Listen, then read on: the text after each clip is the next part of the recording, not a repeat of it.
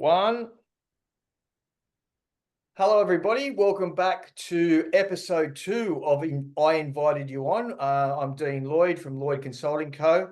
And my next guest is Scott Taylor. And I invited him on or at the insistence of Simone Parsons.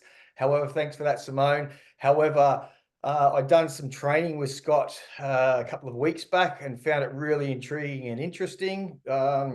And fascinated by human behaviour. So welcome, Scott. Can you just explain a bit of what you do and the work that you do? Yeah, it's great to be speaking with you. So I'm just under 30 years in security, safety, and risk, but just the last probably 11 years have been focusing on the behavioral profiling elements. So how to identify people with bad intent, also how to pick up the non-verbals of people and glean their true intent. So it works for building relationships, de-escalating conflict, and a range of other things. So just a people-centric approach to what we do. Loving what I'm doing and just the variety and diversity of the people I'm getting to deal with. Yeah, thanks. Thanks for that. Give you a bit of background, and I think that's what connects me with you.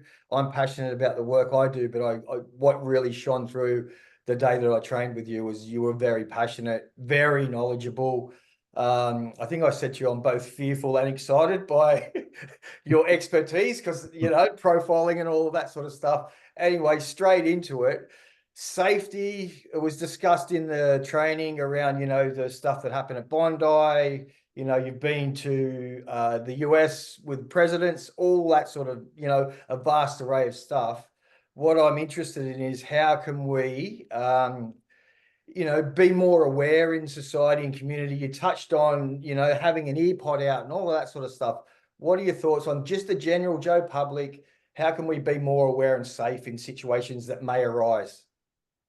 Yeah, I think the base position for that is us being more focused on the interpersonal contact, and the byproduct of that will be things like having the AirPods and things out. I mean, with what happened there, like at Westfield, you had sadly people walking around with their heads in devices and two AirPods in, so they're aware of what's around them. But sometimes people do that because of not wanting the direct interaction and communication. So I think the general thing is just being more situationally aware, and regardless of the work that you do, it's the personal skills as well. I mean, these sort of things I consider as being life skills. So if you're at a shopping center, another area, don't even just look at the main exits, just be aware of what's around you, be aware of alternate exits. Run a couple of if-then models. If I'm parking here and something happens, where would I go? And that's what it comes down to, just being not fearful, just being more aware of what we do, but also the people around us. You'll find that if you're more aware of that, you can get some better connections, better relations, and less likely of having some flow-on incidents occur as well. Yeah, and I really like that, improving connections and Mm. through awareness. There was a lot of things you spoke about in your training, and obviously I remember you saying you'll go away and for the next week you'll sort of notice here, there, and everything. But that's the thing that stuck with me, the earphone. I have since then taken my earphone out and been more aware because normally I've got the music blaring on the way to work, everyone's on the bus head down, whereas I'm more aware now and I'm hearing things and interacting with people that I wouldn't have before. So yeah, I just thank you for that and bringing that to my attention. One of the other things is that you communicated was around feet don't lie. Can you just unpack that a little bit for us? Yeah, when we're trying to build communications with people and just to get a feel for their emotional state, we always just gravitate to looking at the face. And the thing is, we've had social contracts with our faces since we were born. You've either had that present you haven't liked or that dinner you haven't liked, and you've been told to smile and do that. So the thing is, other parts of our body gives us more information. Now, the feet are one of the most honest parts of the body. You'll see when you're seeing people that you walk up past it or past them in a shopping center, they'll stop and turn their upper body for a chat. But if you skim down and look at their feet are still pointing where they want to go. The feet will give you good intent. Even in group dynamics as well, people will point their lead foot often to the person of strongest social influence. And if that's supported by their feet and their belly button being pointed towards that person, that's the only person they're interested in communicating with. But around some of the conflict things, and that's other things that obviously you and I, got on well and started speaking about. If you're having an interaction with somebody in a potentially escalating conflict circumstance, they will might point their feet towards the exit or where they want to go. Now, if that's coupled with some target glancing to that area or other things as well, then you can pick up some pre-incident indicators. So just being aware of more broadly than just the face like we would normally, that can give you a lot of sort of pointers to put you in the right direction. such transferable skills, being aware, developing a relationship in business, Yep. so important. You spoke about, winning some big deals because you're aware and you know how to talk to people when they're interested, what they were not interested. So it's a really good lesson in business as well. I struggle with online learning, 80% ish, whatever that you want to label it. Body language is communication. So I'm aware of that. But and I thrive more in an environment where we're in a classroom or a group. So just those awarenesses for me, as well as, so what I try to do is when I go out into, I work with people in lower socioeconomic demographics. I try to wear not a collared shirt and dress down a little bit if I'm going out into their communities, instead of having that powerful, like I've got a suit on and I'm better than you and you're less than me. So these are sort of things that I involve in my practices. Is there anything else that you could give advice for? So for people that are working with complex individuals, little tricks that they might be able to use and pick up? Yeah, I mean, you mentioned a couple of very valid points there about from a blending point of view, is that like from the communication and how we engage, people think when you hear non-verbals and how we focus on non-verbals, just the body language. It's not. It's everything a person brings with them aside from the verbal elements. What they wear from a clothing point of view, what adornments they have, jewelry, tattoos, what type of bag they have, that all says something about them. And the thing is, with the people that we deal and interact with, you only know such a small portion of them or what their day is or what their life has been like. So the more we can be present and take those things in can give a level of comfort. It's also important to make sure that the people we're working with and dealing with, yeah, that's the thing. We're at their level. We're not looking down, speaking down. So we adjust the way that we communicate sometimes, our gestures, how we attire, all those is about blending in. The other really important thing you said is about the importance with this across from business point of view. So some of the support and advice I give in and around using these elements is either interviewing people and seeing to make sure that these people that have their resumes and prep done by ChatGPT, how do we know that the person across from the table is who they're saying they're going to be? Are they aligned with our values? But also then promoting people, dealing with people that sometimes you'll see in your business interactions, how to better connect with people and understand what's important. And it all starts with just being present and letting them know, I value what is of importance to you. Now, for me to do and show that, I need to show that I'm present. I'm not looking at my device. I'm not looking at my agenda. I'm focused on the interaction, and you have my full and undivided, non-judgmental curiosity and attention. Yeah, so many valid points in that. It's hard for me to comprehend, but you're just such a rich, you have a wealth of knowledge, which I really respect. But just another thing that I've been practicing is the cadence. I'm aware now that I'm a bit hyped and I've still got some energy. I went swimming this morning from the sea. It sort of Great. invigorated me. So I'm aware of that. But then I'm listening to your cadence and I'm trying to slow down and just to sort of mirror that. Can you Very, make a bit of really, really noise? important points. There are so many valid things that you just shared there. Firstly, it's great you found that about the swimming and swimming in the ocean. I mean, I don't, and I'm far from, but I've heard so much feedback about it being just so centering and balancing. And the thing is, your energy levels, you're passionate about what you do. That was evident from our first communication.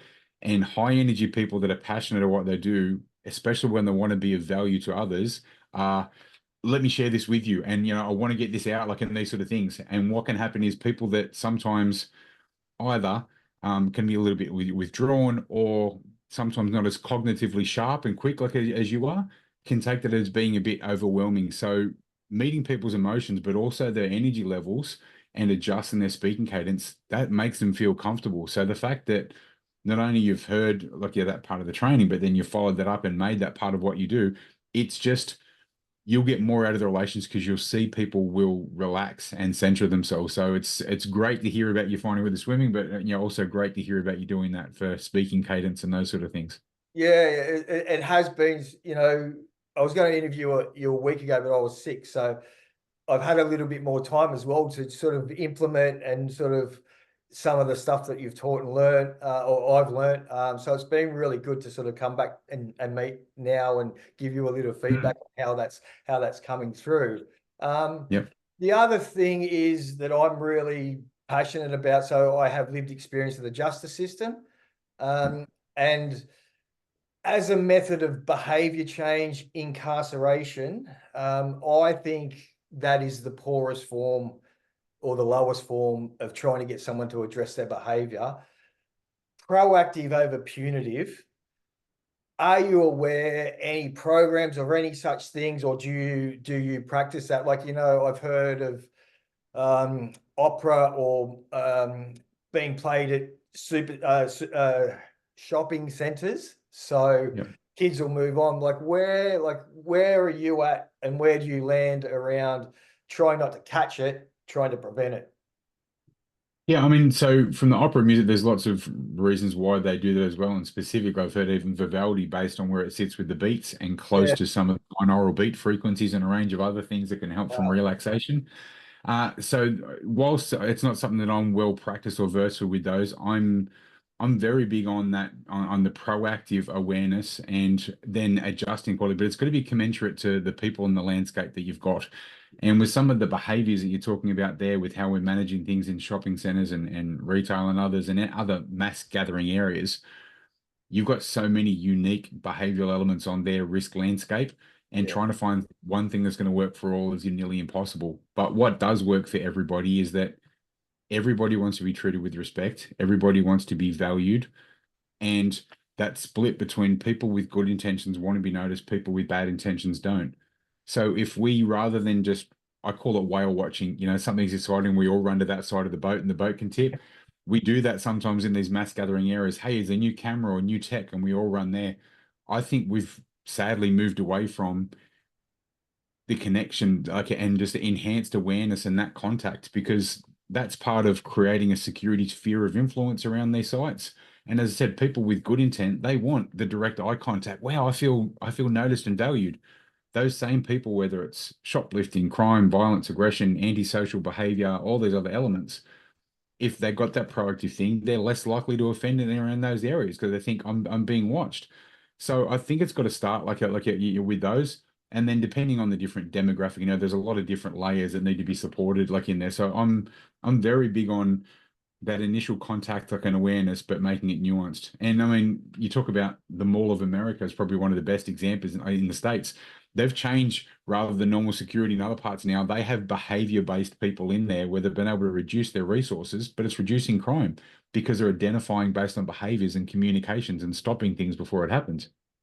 Yeah, you could, mainly as well, like I have lived experience of substance abuse, and if someone's marching to go and get drugs, I know that walk. I can see a guy walking out. I was like, he's going to get some drugs. I know he's going to get some drugs because Yep. I know that march. So even like I am saying at the moment, we are undergoing an innovative evolution. We have Yep. technology, and humans are trying to catch up to what it's capable of in some essences. And we're in a bit of a topsy-turvy world, whereas information would flow down from elders previously, whereas we've got kids teaching older people how to use technology and all that sort of stuff. So Yep. in my opinion, we're in a really juicy time.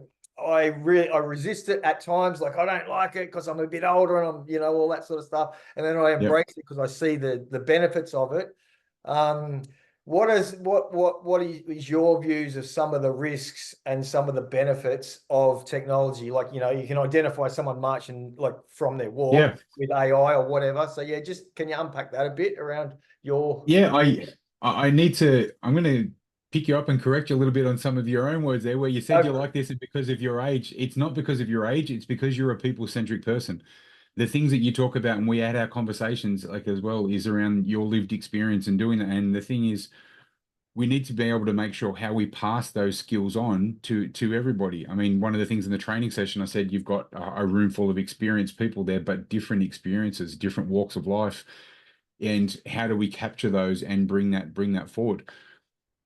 tying that into the next principle you said, that's the difference between what we say cutting edge and bleeding edge technology. Cutting edge is right at the edge where we've got this tech and the functional use. Bleeding edge is the tech is here, we haven't really got the use for it yet. And with some of the things, we're at that point. And really, even for the effective use, I mean, the tech and surveillance systems and AI, machine learning, all those elements are great.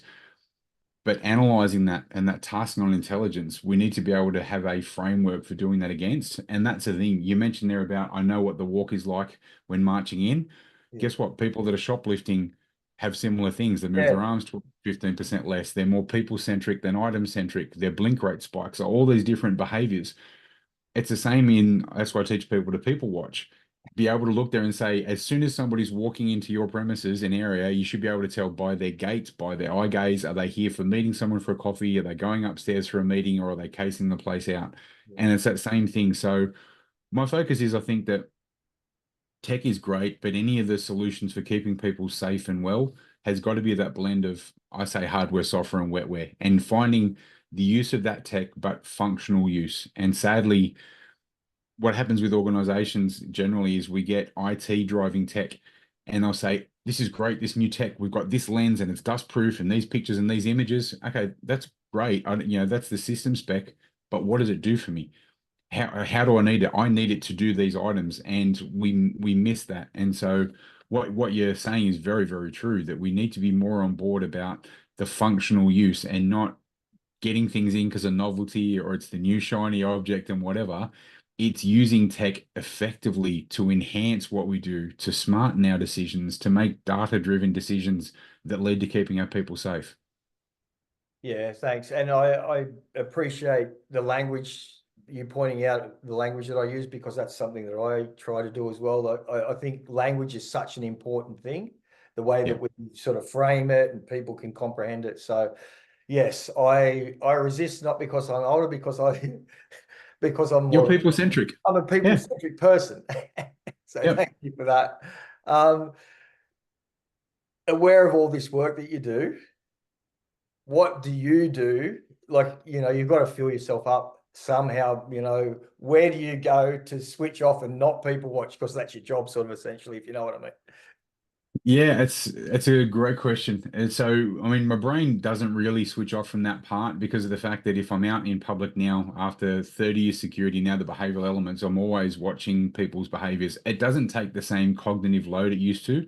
So as I had new skills and knowledge first, I'd be going to public areas and I'd come back tired, just Yeah. cognitively drained. Now it's not so much. So now, because the thing is, I'm probably more refined with what I'm doing, and so it takes less cognitive load. We talked about in the training session about the reticular activating system and things. It takes less cognitive load. So now I'm able to watch behaviors for a while. And same as some people say, that's a red shirt. I'll pick up that person's got discomfort there and showing these elements. It doesn't take cognitive load. I've focused a lot, especially the last 6 months, on getting better balance for myself because I have a bit of an addictive personality. If I'm learning something, I'm all in. If I'm training, I'm all in. And so I've been focusing on balance. So now I'm back into training in the gym. I'm reading 90 minutes to like to 2 hours like a day, and that sort of really balances me out. I feel my best when I'm learning more and keeping and stimulating that like that part of my brain. So between what I do for reaction training and brain and memory training and now those, that's how I do it. So it's still related, but I think it's because I've found my niche with what I do with giving people behavioral skills and awareness to either reach their full potential or to be safe and well. It's that mix of where I'm a benefit, what I'm interested in, and also like yeah, what I'm good at. So from that point of view, I'm feeling really balanced and I'm enjoying working with some great people like yourself and the team there and a range of other clients. So at the moment I'm not having to switch off because it's a lot of it's not feeling like work. I'm feeling very rewarded with what I'm doing. Yeah, nice. It shines through when I've been around you. So yeah, thank you. Um, the other thing is just to unpack the nicheness of it, mainly because I can see the overwhelming value that you can add in a variety of areas. Where are you sort of focusing your business at the moment, and like what bringing you the joy in the business, or whatever that might look like, greater satisfaction and remuneration, obviously. Yep.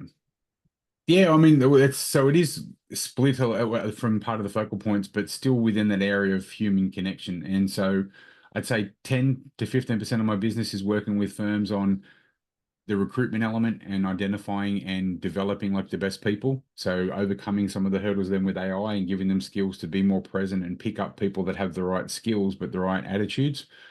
Uh, Probably 40 to 50% is around some of the security consulting and everything from getting the right balance of effective security but still positive business experience. And Mhm. that's for stadiums, mass gathering areas, and that as well, whether it's theatre stadiums, a range of others. And then the remaining part really is in around training. And the training, that's probably what I find most rewarding, working with individuals and small groups to give them those skills, but really contextualizing at them. I mean, for the program that obviously you attended, had a little bit of physical security, had some behavioral and influence elements, and then some elements of conflict de-escalation and even introduction to active armed defender.